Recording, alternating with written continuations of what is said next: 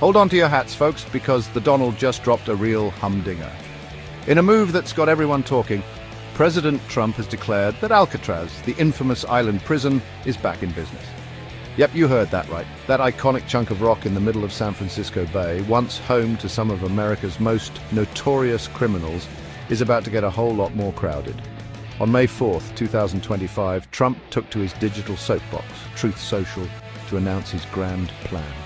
He's calling on the big guns, the Bureau of Prisons, the Department of Justice, the FBI, you name it, to dust off their handcuffs and get Alcatraz ready for a new generation of inmates. According to the big guy himself, it's all about sending a message: law, order, and justice. Now, I know what you're thinking. Alcatraz has been a tourist trap for decades. People flock from all over to gawk at the cells where Al Capone and George Machine Gun Kelly once did time.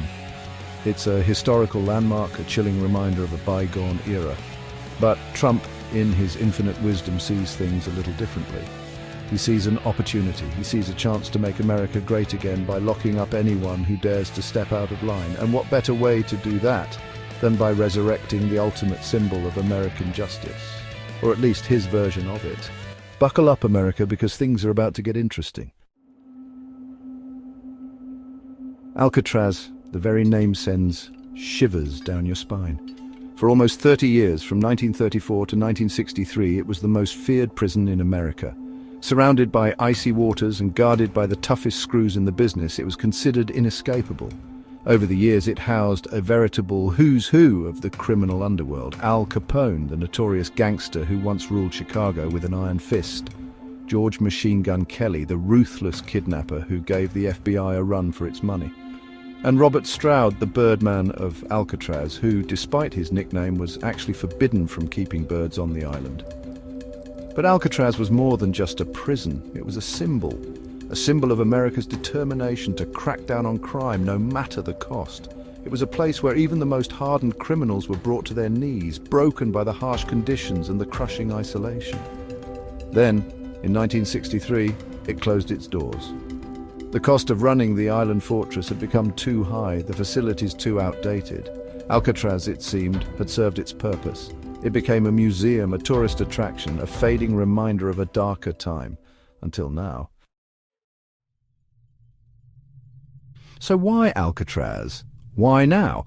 Well, if you've been paying attention, and let's be honest, who hasn't been glued to this slow-motion political car crash, you'll know that Trump has a bit of a thing about law and order. He's been banging that drum since his reality TV days, and he's not about to stop now. According to Trump, America is plagued by vicious, violent and repeat criminal offenders. Apparently, all those fancy rehabilitation programs and community outreach initiatives are just a bunch of liberal hogwash. Nope. What America needs is a good old-fashioned dose of fear. And nothing says fear quite like Alcatraz.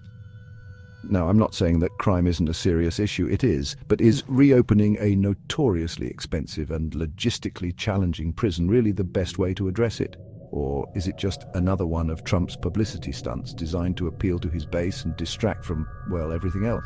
Remember his bright idea to ship suspected gang members off to a prison in El Salvador, or his musings about sending American citizens to foreign prisons? Yeah, this latest move is right up that alley. As you can imagine, Trump's announcement has gone down like a lead balloon with some folks. Human rights groups are up in arms, denouncing the move as cruel and unusual punishment.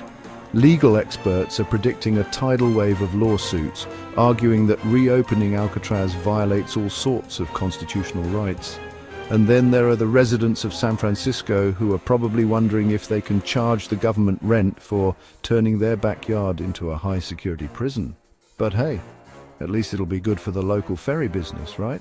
Of course, Trump's diehard supporters are over the moon. They see this as a sign that their man is finally draining the swamp, sticking it to the criminals and making America safe again, never mind that crime rates have been steadily declining for decades. So there you have it, folks. Alcatraz, the once abandoned island prison, is back in the headlines, a potent symbol of America's ongoing struggle with crime, punishment, and what it really means to be tough on crime. One thing's for sure, this story is far from over.